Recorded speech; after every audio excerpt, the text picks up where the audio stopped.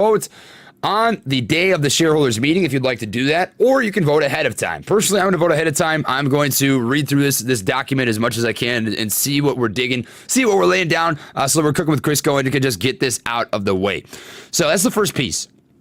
Second piece, to elect our board of directors, the following nominees for terms expiring at the 2024 annual meeting: Mr. Philip Latter, Mr. Gary F. Locke, and Mr. Adam J. Sussman. That's proposal 2. So you get to vote yes or no to every single one of these. The third one is to ratify the appointment of Ernst & Young LLP as our independent registered public accounting firm for 2021. Now, what is important about Ernst & Young LLP? To be honest with you, I don't know anything about that company, that firm.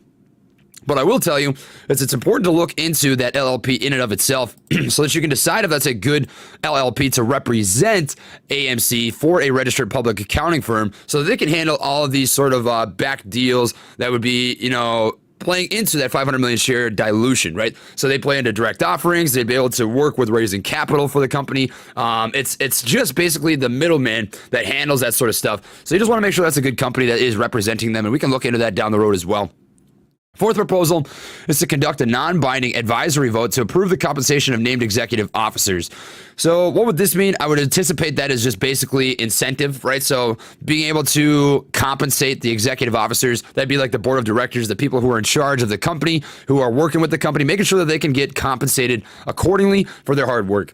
So I'm not against that the least bit. I'll likely vote yes to that. In fact, I think that it's a good thing to compensate and incentivize workers because people don't want to do things for no compensation, right? That's very important to keep in the back of your mind. The fifth one is to approve an amendment to our 2013 Equity Incentive Plan, the EIP, to 1, increase the total number of shares subject to the EIP to 35 million shares of Class A common stock, 2, to revise the share replenishment provision, and 3, eliminate the mandatory expiration of the EIP. So what does this mean? This last piece is talking about the expiration of EIP, right?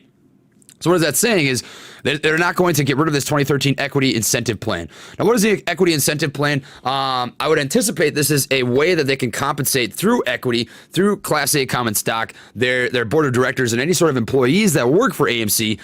They can use this Class A common stock to incentivize people to say, hey, this is a way that we can compensate you. We can give you some incentive